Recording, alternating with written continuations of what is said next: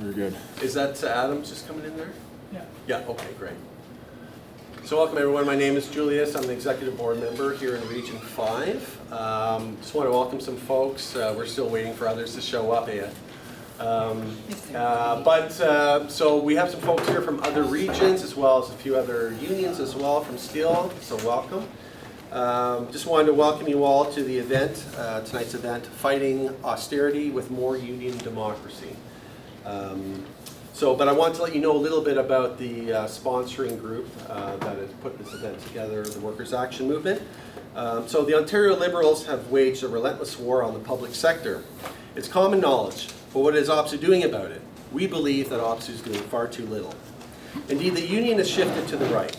There seems to be no relief from concessions bargaining. There seems to be no end to the decline in union democracy, nor to the increasing use of intimidation tactics by the leadership of our union. Members say loud and clear, we can't make ends meet. We've had enough of the status quo.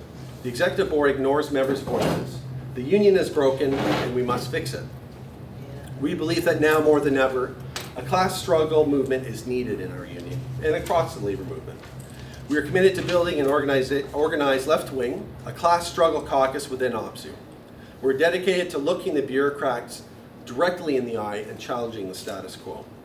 We are committed to strengthening ourselves through engagement with members on several key issues, including mobilizing the membership to win, giving more power and resources to our local, no concessions bargaining, no more two-tier, fight the attacks on our pensions, benefits, and wages, creating a more democratic, accountable, and transparent union, building it from the bottom up, and commit more resources and support from OPSEU headquarters, as well as for solidarity with workers everywhere.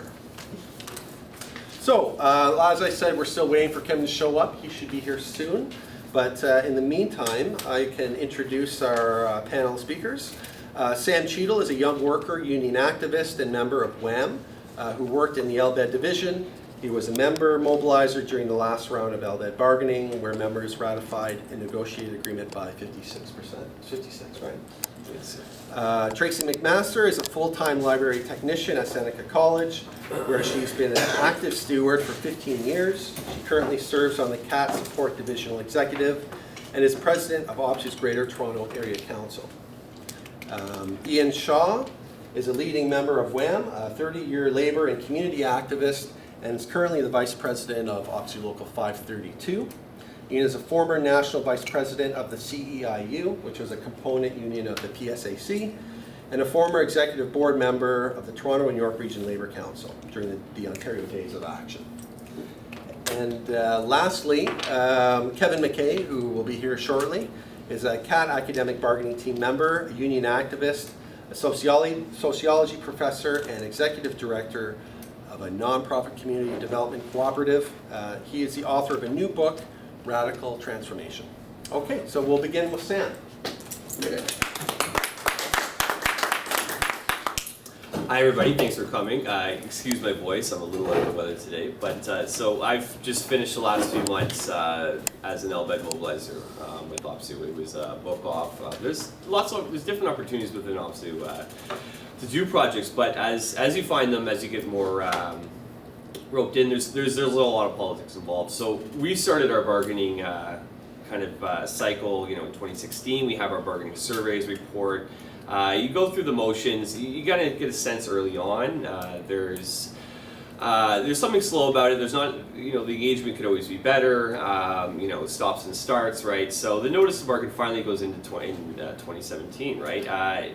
The grievance reports were infuriating. Every step of the way, the corporation was stymieing, the union efforts in every sort of way, right?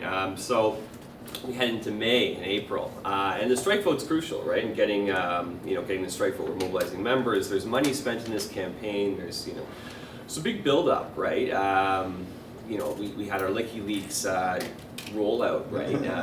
We had info pickets every week.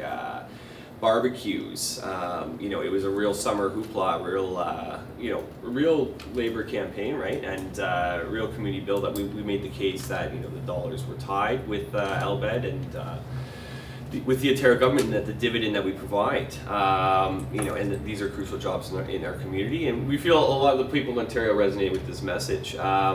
The issues that had been building up over years in LBED, and they weren't necessarily going to get settled this round, but I think there was some simple scheduling and work-life balance, tenets that could have been definitely could have been implemented, if we saw it the full way. So I mean, part of what when I started to get worried, I was fairly confident, despite everything that's happened with OPSEU and other sectors, I was confident that they were willing to see this through at this point. But when BPS came along, there was kind of a consensus with the mobilizing team that we wanted to postpone our elections. We just didn't feel it was necessarily appropriate to have our elections in the midst of bargaining and pull all the activists into Toronto, and have everyone stop their campaigns, right? But so this was a decision that was, it was a close decision that was made on the board, and we ended up going ahead with BPS, right? So you got a sense that we could have financed it, we could have done other options, but so this drew a lot of our energy, and we elected,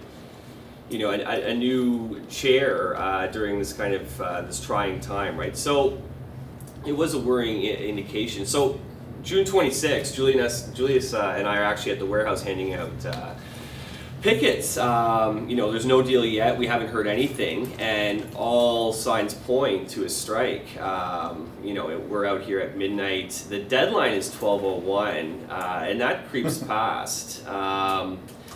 So you get a sense in this context, if a deal is going to be signed, what kind of deal is going to be signed at midnight, way past the 12:01 deadline, in this context, right? There's obviously some issues there that may not be that haven't been resolved by the deadline.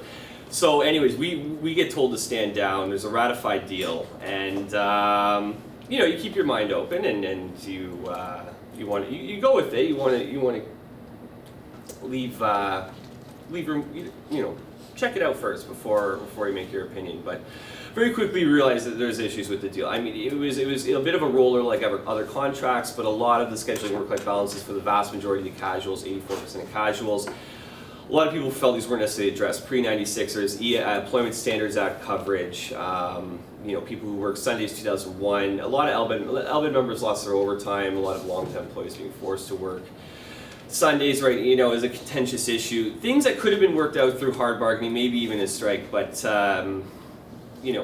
it came down to the sense that we had, the deal that was tentative, and through our town halls, I think the union quickly realized there was issues with the deal, right, which we were prepared to very much go into stores and discuss members with, and give them the information so they could vote and make their decision in a democratic context. But I think they got worried, and basically after the third town hall suspended the mobilizing team, because you can draw your own conclusions, but we were basically told to stand down, not have any meetings, and sit on this, not go into stores, not do unit site visits, and toe the line. A lot of us are very precarious workers, and it's our first time mobilizing. I think a lot of mobilizers were caught off guard with this as a whole. And you're not exactly sure what the pulse is because you're not immersed in the membership, especially if you're not allowed to do unit visits. Now, a lot of us did anyway, and we very quickly got a sense that there was issues of the deal. So, as young mobilizers and young activists, I think there's always things we can do differently, and we learn from these things. And I myself, I don't escape blame from this either. Is there things I could have done differently? Could I have gone rogue and started, it's people have to make their own decisions in their own context. So it comes down to hard choices and the context that you're in. But I think for young activists going into OPSEU, these are always things we worry about, and it's good to make linkages with people that share your democratic principles and your desire for openness. And I found that we've had that in Region 5. We have a very good structure that does encourage democratic transparency. And through the WAM movement, we're looking at making these linkages across regions. And through the experiences we hear today, these various activists, I think, you know, in these various bargaining settings, I think there's a pulse for change. You know, our agreement LBED ended up being ratified by 56%, right? So it was very, very low, and you know, it was kind of based on the stymieing of the member vote, right? It was a very low turnout, and then, you know, and then you'll have the line of people saying, oh well, members didn't vote, they get what they get, that's it, Yeah. you know, they deserve it. But I don't know if anyone's ever pulled a vote for a federal, provincial, or municipal election, but without a serious pulling of the vote effort that all the parties do, you know, you would see turnout even lower than it was in these elections, right? Lower than the 40 or 50 or even 30% mark. So it has to do with stymieing of democratic engagement as well, and even giving people the options and the notice about you know, where to exercise their democratic right. And I think, you know, it was they knew what they were doing in a sense, in that they were able to get the outcome that they wanted, right? And whether it was a good outcome is for people to debate, right? It was, like I said, it was a rollover. The full-timers keep their jobs. Is it two-tiered? Probably. Is it going to bode well in 4 years when we go to our next bargaining round? And is there going to be built-up resentment there between the different layers that felt we could have got a better deal this round? Maybe. I mean, that's the job of union activists, to enforce a contract and you know, try and pick up where we left off so we can build the capacity for next round. But these are always, the two-tiered is always a poison pill that you know, can rear its ugly head in different ways. Overall, we saved the structure. You know, we're here for the next 4 years, but I think the way we've been doing things is not going to preserve the LBED in the future, or the various public services across OPSEU who are going through serious rollbacks around neoliberalism and cutbacks, and they're looking for a way out. Is, you know, can we get away from concessions-based bargaining and then piecemeal trading off, right? So. Members, there's always apathy, and you know, especially in our context of Western democracies and voting overall and participation. But youth want to get involved. They're looking for pathways for engagement, you know, and they're looking for real, principled activist stances, right? And when we play power politics, we drive people away, and we disengage people, right? When we don't give them a sense that the leaders are fighting for the same things that the people have mandated, right? So through my experience, it's been eye-opening, and just working within the union context and getting a hard, you know, kind of lesson in you know, organizing and the fallacies and the pitfalls of power and politics, right? But there's good people out there, and there's linkages out there, and there's a lot of you know, there's a lot of good people in the labor movement, and OPSEU as well. OPSEU's got amazing potential, you know, and it just needs the next generation to really get involved and have their say, right? And I think that's always the process that's going on. And I encourage members to get involved with WAM, and you really check out the statement of principles and what we're all about, and how you can get involved in the future. And thank you for my time. I apologize. I am off today. I'm not well, so my speech is a bit blurry. But No, it's fine. thank you very much. Okay, so our next speaker will be Tracy. Oh, hi. So my involvement with OPSEU over the last almost 20 years has been as a library technician at a community college. I work at Seneca College. We sort of have the ultimate two-tier workplace in that our full-time workers are unionized and our part-time workers are not. For many, many, many years, 40 years, they were not allowed to be unionized by law. We changed that. We've done 2 rounds of massive provincial, tens of thousands of people organizing, and we're still waiting on the outcome of that. So that's kind of the context of my workplace. We have a group of people who have the protection of a union. We have a huge, 3 times as many group of people who do not, for support staff and also for faculty, which you'll hear about from Kevin. A little bit, probably. So that gives you the context for our bargaining. We bargain, our members understand the value of the union because they know exactly what it looks like not to have one. They look to the person to their left or their right because they're outnumbered 3-1, right?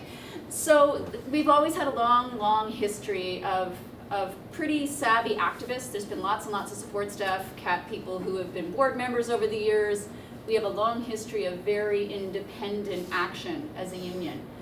Some of OPSEU rely a lot on staff to get their grievances done, to get their campaigns done around bargaining. That has not been the case in my world. 24 colleges across the province bargain together. The people in them know each other, you know. We talk on the phone, we have Facebook groups. In 2011, we went on strike for the first time in a long time, 32 years. And so we had this Facebook group with about 1,100 members in it that were, you know, activists, but obviously not just activists, a lot of members in this group. So we have a way to talk to each other.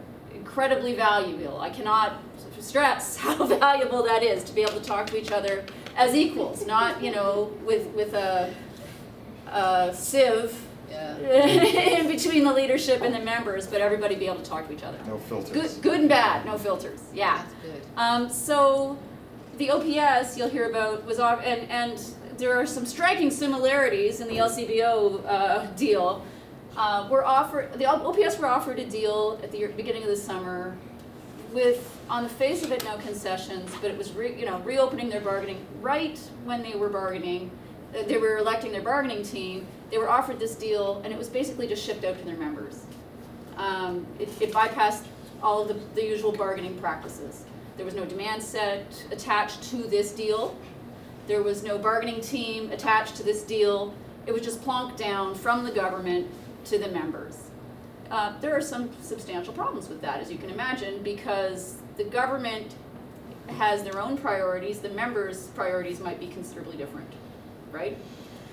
That deal, after some substantial discussion, passed, and it passed by a lot, okay? And I distinctly remember saying on social media at the time, if somebody did that in my unit, there'd be a riot. Well, guess what happened? Somebody did that, and there's been a small riot. Okay? So, not as much of a riot as I would have hoped in that on July the 27th, I am a member of the divisional executive. It's a 5-person divisional executive. On July the 27th, 3 members of my divisional executive called me at home at 8:30 at night to tell me that they'd signed off on a deal, a tentative agreement. And it looked astonishingly like the OPS deal, like pretty much word for word, with a few things thrown in that our employer wanted that we could maybe swallow. The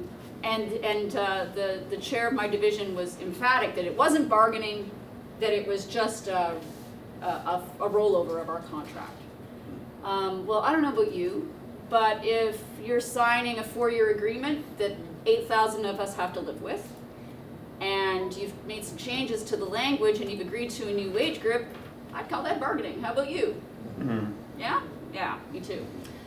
So right now, we're engaged in having conversations with both our members and the local leadership about turning this down.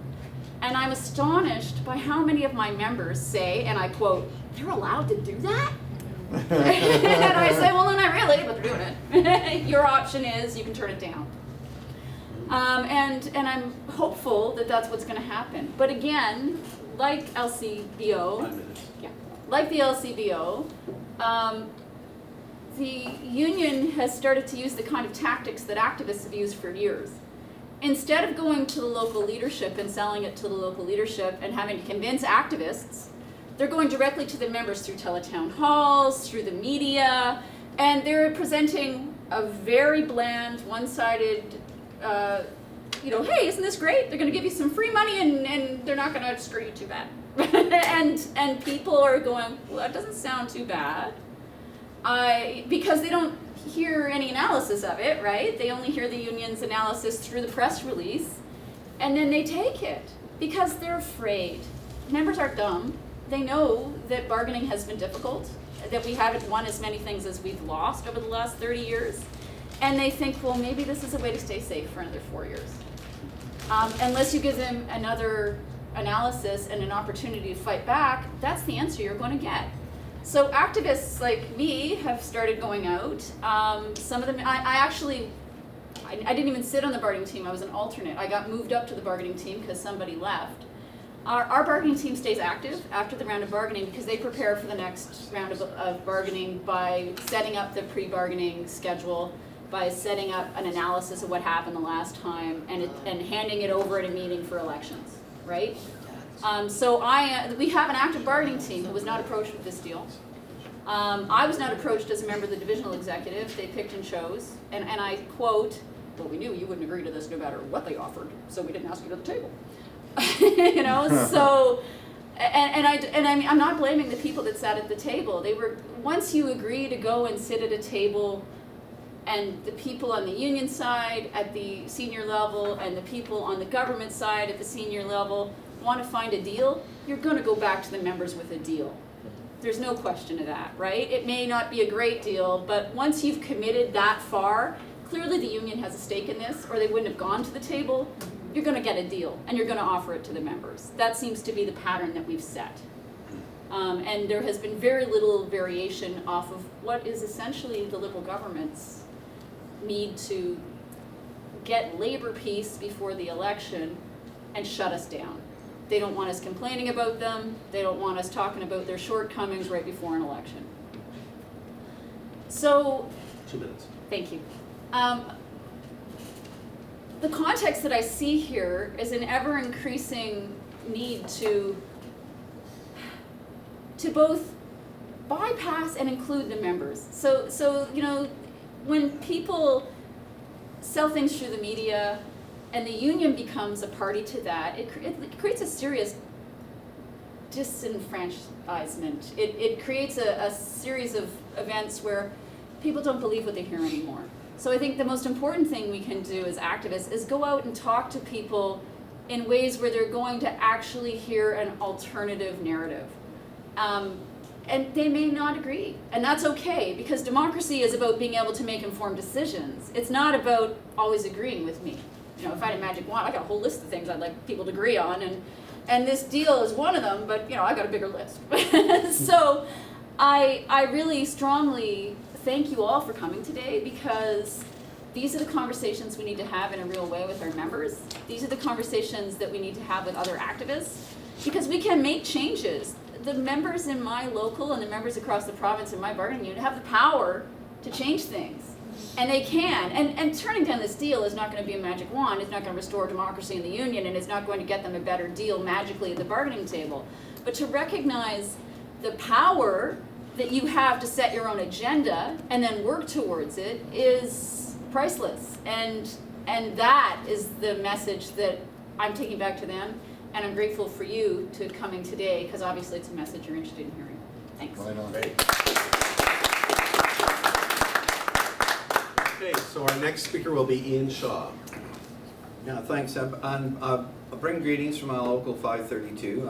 My president there, Brenton Beeson, was going to speak today, but has a prior engagement, so you got me.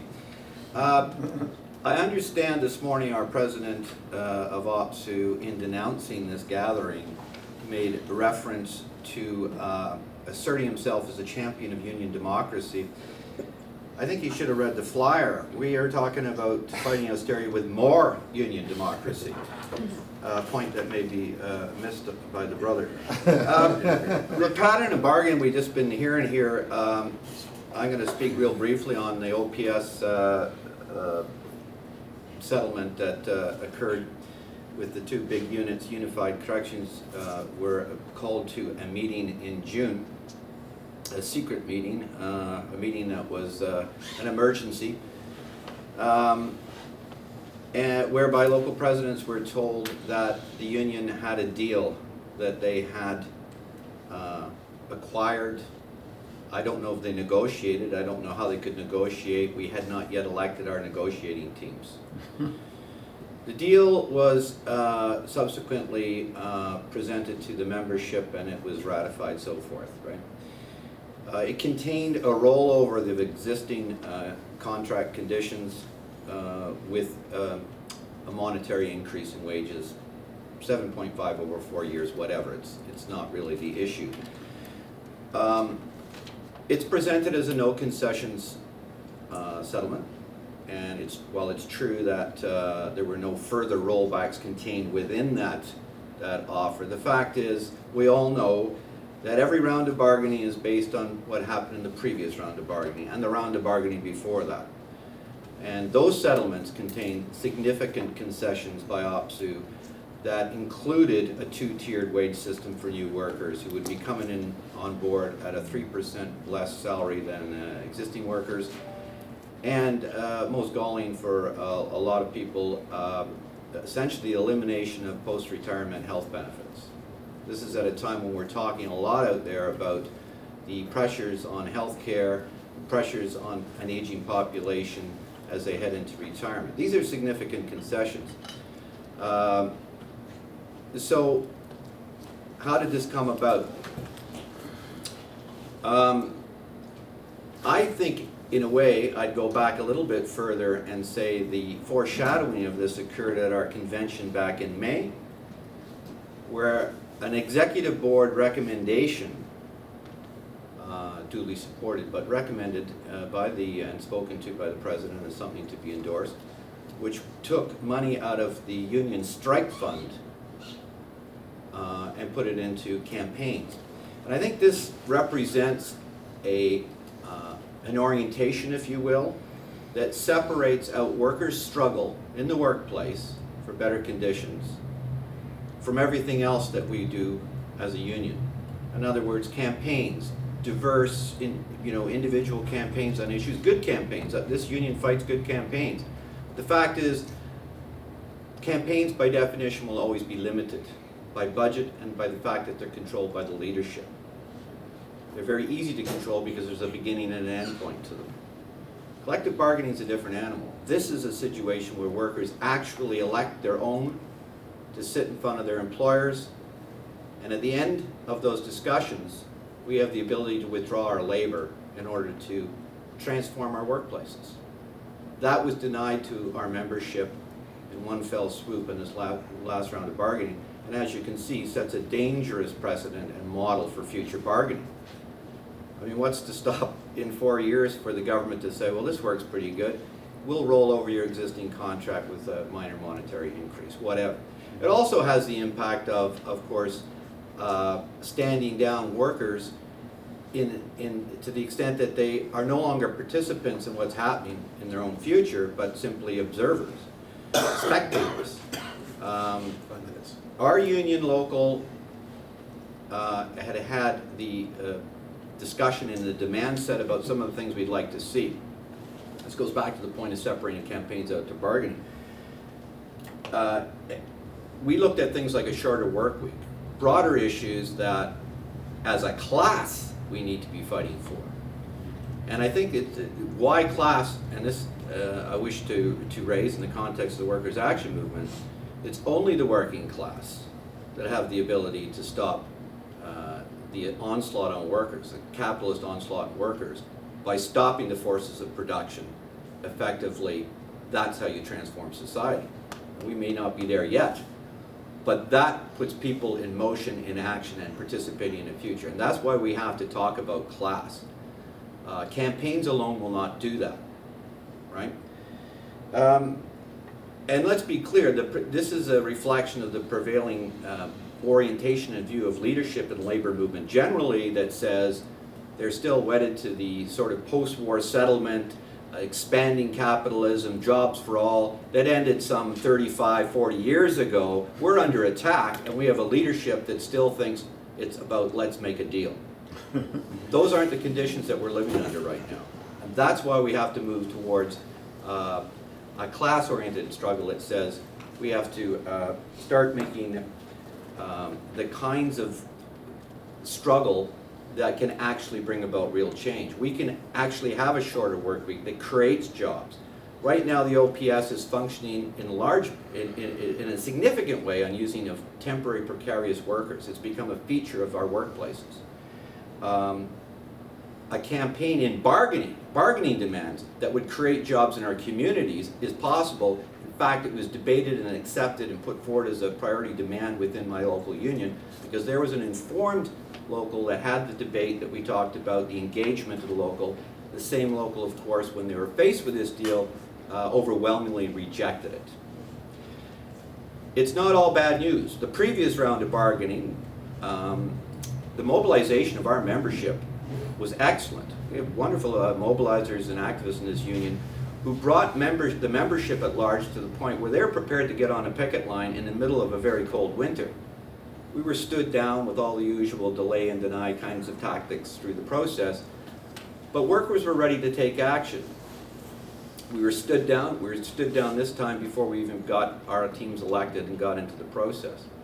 So I think that's a reflection, again, of where our leadership is. This is a reformist type of leadership in this movement, and we have to make a change on that.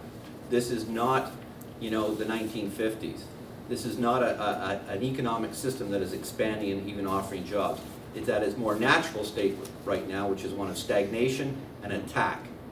And hence why the Workers' Action Movement in the open is coming to members and workers and saying, there's another way to do this. And we have to get involved, we have to get active around that, and not separate the fight in the workplace from the fight that we have in our broader communities.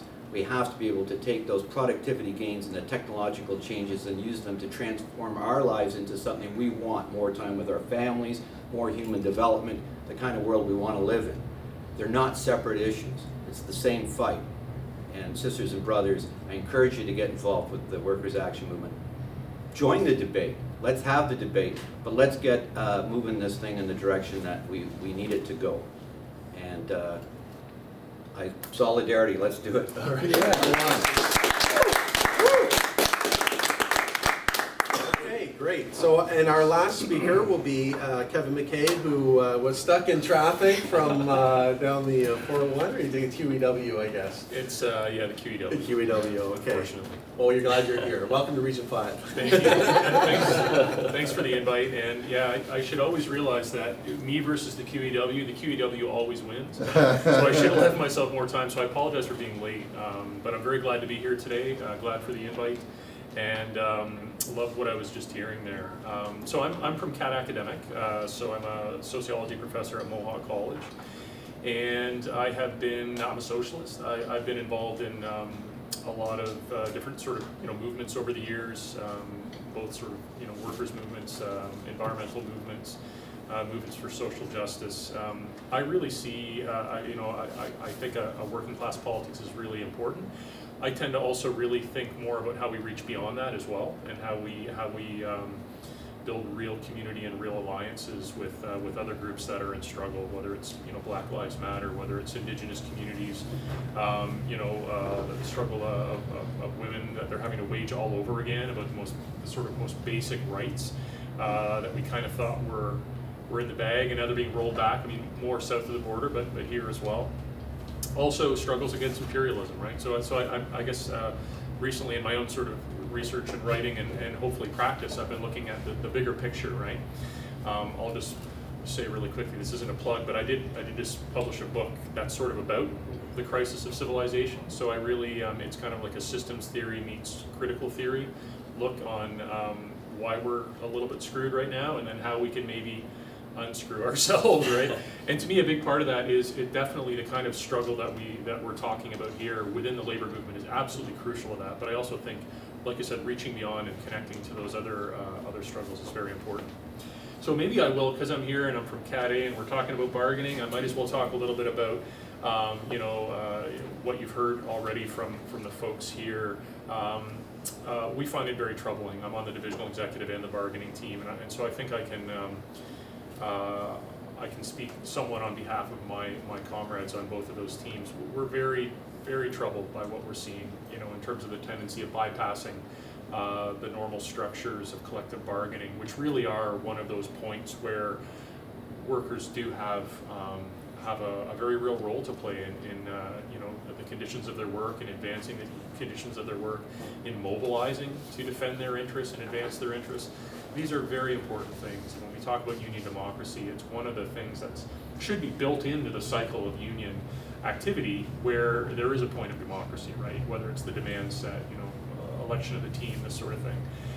You know, I think the only reason we're not quite as up against the wall is because we're already through our process as CAAT Academic. We'd already done our demand setting. We'd already elected our bargaining team. I think if we hadn't, we would have been sort of chopped off at the knees as well, just like other sectors within OPSEU. I have no doubt that would have happened. So, you know, we're partly just lucky that we were advanced enough in the process. For us, we really are focused very heavily on issues of contract faculty this round. Equity and fairness is a big part of what we're going for this round. I think we have a very strong team. I think we have a membership that is definitely open to being mobilized. I'm not sure they're quite mobilized right now, but I think there's a possibility that we can really make some gains this round. So for us, I mean, it's a little bit disheartening, I guess, when we see what's happened in the other divisions and we feel for them, right? The other sectors. Does it make it harder for us at the table? Yes, it does. You know, when we have some members emailing us and being like, well, why aren't we just rolling over like everyone else, right? I'm rolling over the contract, by the way. I'm not trying to say because I know there's a lot of pushback, right, against what's been happening, which is great to see. You know, even a small riot is better than no riot at all, right? I think we would agree, or a small pushback. So I mean, we're at the table. We're serious about not taking. There was an offer just tabled by management, which we knew a buy-off was coming, and it's actually just a really pathetic buy-off. And we're in the process now of reaching out to our members and really doing that mobilization around the offer.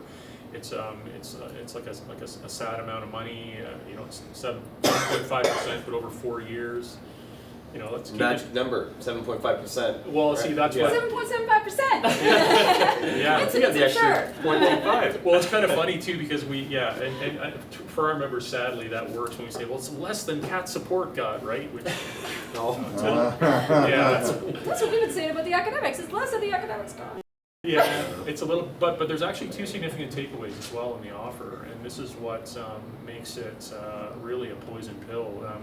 One is last team signed a moratorium on the one article we have in our collective agreement that lets us grieve for full-time over non-full-time positions. And the last team was a green team.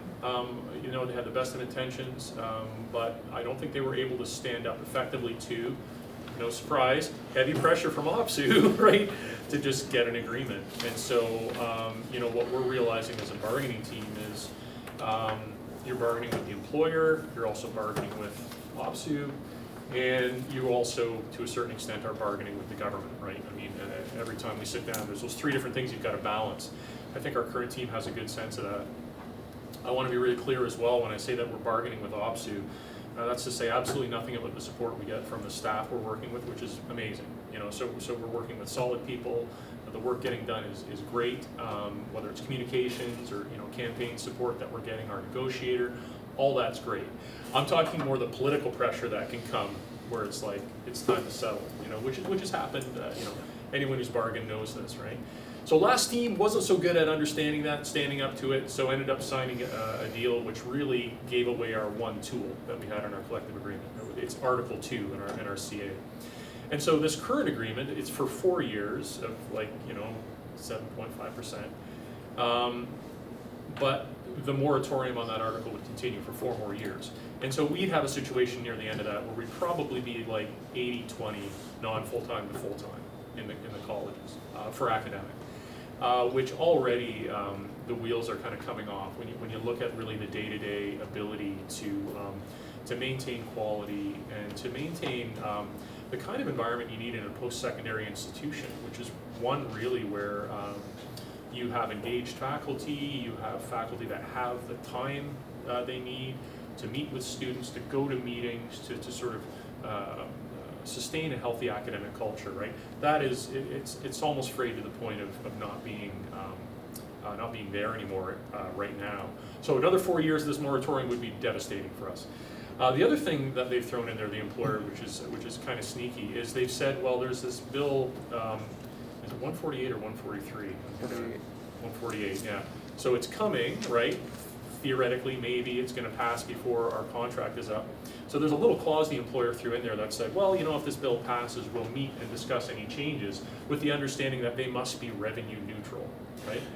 Which is absurd, basically, right? So it's like, you know, if 148 is an equity bill that's intended to raise the conditions of non-full-time faculty or, you know, part-time workers, and you say it's revenue neutral, well, then you got to take away from full-time to balance it. Like, it's just ridiculous. So we're trying to educate the membership about this, and I think so far there's been some really good movement that way. We're lucky in our division. There's a lot of folks who kind of study this stuff, and they're really up on, I guess, the issues. So there's a lot of communication that's coming out from a very diverse group of people, not just centrally through the team. And so when you talk about sort of union democracy and how the process of bargaining enables people to step forward, it enables new leadership to come online, it enables new voices to speak. And so we're really trying to encourage that as a team. So that's kind of where we're at with bargaining. I guess the other thing that maybe I should say a few words on is that you know, I've clearly been involved in a bit of a dispute, right, with the leadership of OPSEU, and really didn't want it to be a public dispute. That's sort of at a certain point how it ended up. But I think in terms of the greater question of union democracy, you know, I really do think, and not just our union, many unions today, and the CLC and the OFL, all the structures of organized labor that we exist within, that we struggle within. Thank God we have them, and yet serious work needs to be done. It's serious work, and I really think that to a certain extent, the leadership of our union and a few others have lost the plot a little bit. It's easy to think that you are the union, you know, and you're not. None of us are, right? I mean, we're members in something bigger than ourselves. When we lose sight of that, it's very dangerous. And I think that this recent tendency, whether it's, you know, how the politics of OPSEU have been playing out, or this idea of undermining bargaining, where that path leads is to a disengaged and demoralized membership, and it leads to defeat, you know. And I think that activists see that very clearly. And so it's great that groups like this are organizing. It's great that that a pushback and a fight back is happening, because we really do need to change the way we organize ourselves in that sort of, you know, union leadership sense, or the structure of our unions. There's checks and balances that simply aren't there. They need to be there. So you know, to me that suggests a structural analysis of exactly how we're doing our business as a union. I'm really hoping that can happen. I'm not sure what the vehicle would be to kind of, I don't want to say force that change, to encourage that change maybe. Organize the change. To organize the change, exactly. I think that's the appropriate term.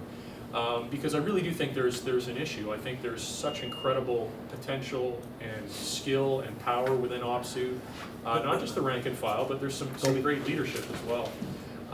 You look at the EBMs in Region 5, I mean, you know, what an amazing group of people, right? You look at the run that Miles made last convention, and I think it was a very principled and very effective and really inspiring sort of leadership run. So I do see signs of hope. I just see that we have to really get behind that more. The last thing I will say is that CAAT Academic, in our own way, have been really trying to look at our relationship with the bigger union structure. I know that gets spun in really sort of negative and very sort of self-serving ways by the union leadership. I can affirm that what we're looking for is nothing that we're not talking about today, like really just the ability to actually have the members' interests advanced, whether it's at the bargaining table or in relations with the government. Some of the things we're struggling for in CAAT Academic, like academic freedom, are a little difficult to sort of break down for folks about why it's important, that kind of thing. And we find we just need a little more, control over the division's ability to relate to government, to relate to other stakeholders in post-secondary. And, you know, it's become a really weird power struggle, which to me is unfortunate. Similar to the power struggle that occurred when we commented on the Don Ford incident, right? There was a really easy way to deal with that if you were the leadership. You know, you could have swept that under the rug with no problem. But I think the response that it was a hammer was very revealing. I think that really shows that the political culture has gone off the rails a little bit. I think that's the action of people who are scared and who have things to hide, I'm just saying. So all these things are revealing, right? What do we need to do? Union democracy, it's right on the flyer.